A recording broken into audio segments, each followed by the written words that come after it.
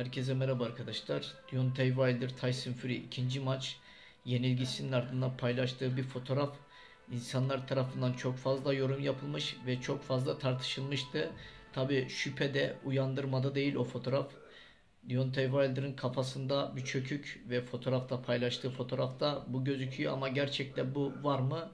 Bunu biz kesin doğru diyemeyiz. Çünkü canlı canlı Deontay Wilder'da o çok çöküğü görmedik. Bu fotomontaj da olabilir. Her şey olabilir. Tabi iddia bu. Wilder'ın iddiası bu. Fury bu şekilde bir şey yapabilir mi? Tabi ben kendi yorumumu katayım buna. Şimdi arkadaşlar böyle büyük organizasyonlarda özellikle hakemler bu eldivenleri kontrol ediyor. Ona göre zaten orada kameralar, her şey var. Hangi ara nerede nasıl bir cisim koyacaksın, eldiven içine nasıl koyabilirsin? Yani bu olacak bir şey değil. Bence bu bahane. Wilder tarafından yapılan bir bahane. Bu bu böyle bir şey olma şansı yok. Bu bir gerçek ama onun dediğim gibi o kostümü, o anki örnek vereyim zamanlamayı iyi ayarlayamamaları, o kostümün onu çok fazla yorması gibi birçok etken belki ikinci maçta ona olumsuz olarak geri döndü ve maçı kaybetti. Fury maçta çok iyiydi. Performans olarak çok iyiydi. Wilder'ı biz ilk maçtaki gibi canlı görmedik. Örnek vereyim diri görmedik.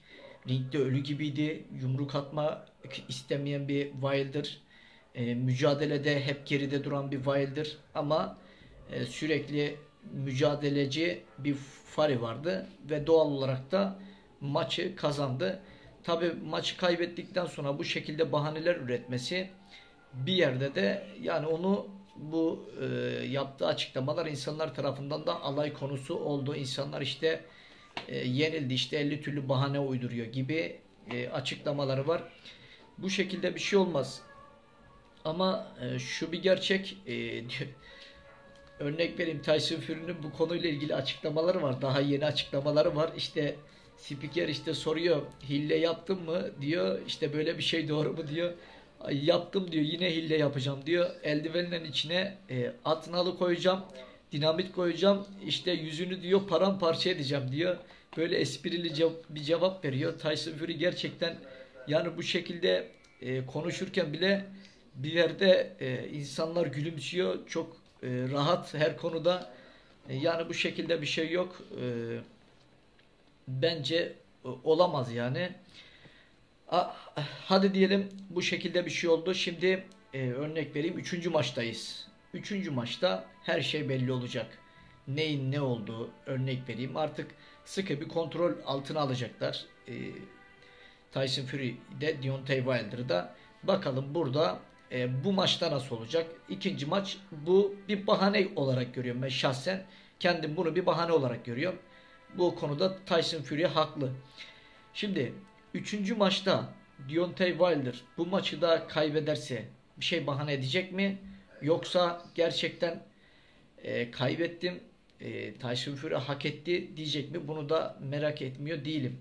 Belki de siz bu şekilde bir şey doğru da diyebilirsiniz ama benim gözüm görmeden ben buna doğru deme şansım yok. Kafasında o çukuru görmeden veya eldivenlerin içine o demir öyle bir şey olsa zaten yakalanır. Dediğim gibi yani büyük yaptırımlara uğrar.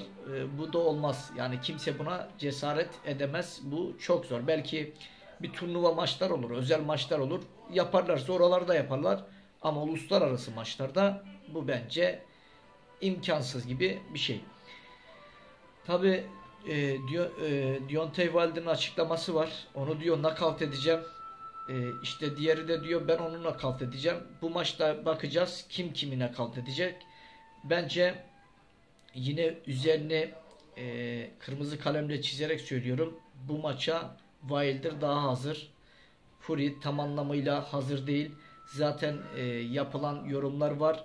Fury'nin 3 hafta çalıştığı, bu maçı ciddiye almadığı ve eğer ki ciddiye alınmayan bu şekilde maçlar yani bunun ciddiye almamasının nedeni şu. İkinci maçta knockout ettiği bir boksör var. O zannediyor ki üçüncü maçta yine aynı Wilder olacak. Bence farklı olacak. Bunu da hep birlikte göreceğiz. İkinci maç gibi kesin olmayacağını ben düşünüyorum. Ama olursa da gerçekten şaşırırım yani. Kendi boks tecrübemden de şüphe ederim. Her şeyden şüphe ederim.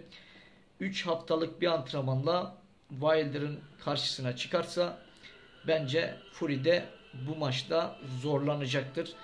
Teknik olarak zorlanmasa bile kondisyon olarak zor zamanlar geçirebilir. Wilder daha çok bu maçta şunu bekliyorum Wilder'dan. Pres yapan bir Wilder, atak yapan bir Wilder, örnek vereyim geri değil de ileri hücum eden bir Wilder bekliyorum. Ben aynı Gennady Golovkin gibi bakıp göreceğiz. Nasıl bir taktikle ringe gelecek, nasıl bir stratejiyle gelecek, ayakları nasıl oldu, örnek vereyim kombineleri nasıl, belleri oynayacak mı, feint yapacak mı, hep birlikte izleyip göreceğiz. Tabi bu merak konusu. Yine kostümünü giyecek. Bu seferki kostümü daha güzel, daha şık. Diğer kostümüne benzer, aynısı zaten ama biraz da görsel olarak ışıklar falan muhteşem bir görsel şovla gelecek Deontay Wilder. Arkadaşlar bu maçla ilgili çok fazla yorum var arkadaşlarım. Ben sadece iki boksörü de tarafsız anlatmaya çalışırım. Ne varsa onu söylerim. Farklı bir şey söylemem. İki boksöre baktığımız zaman ikisi de zaten Wilder knockoutçu bir boksör. Çok ters yumrukları var. Nereden geldiği belli olmayan. Bunu da gördük. Zaman zaman Fury'e vurduğunda. Karşısında bir belleri çok iyi olan bir Fury var. Ve iki boksörün de çok farklı özellikleri var. Bu iki boksör bakacağız nasıl ringde performans sergileyecek. Onların önemli olan şu. Gösterecekleri performans, devamlılık. Yani bu. Fury'de şöyle bir şey var. Antrenman yapmasa da oturmuş bir boksu var. Vazgeçmeyen bir Fury var. Yani demek istediğim şu, koşmasa da nasıl söyleyeyim, antrenman yapmasa da boksu oturmuş. Her zaman kafasında şu var. Kazanmaya odaklı bir Fury var. Şu anda da intikam duygusuyla hareket eden bir Deontay Wilder var.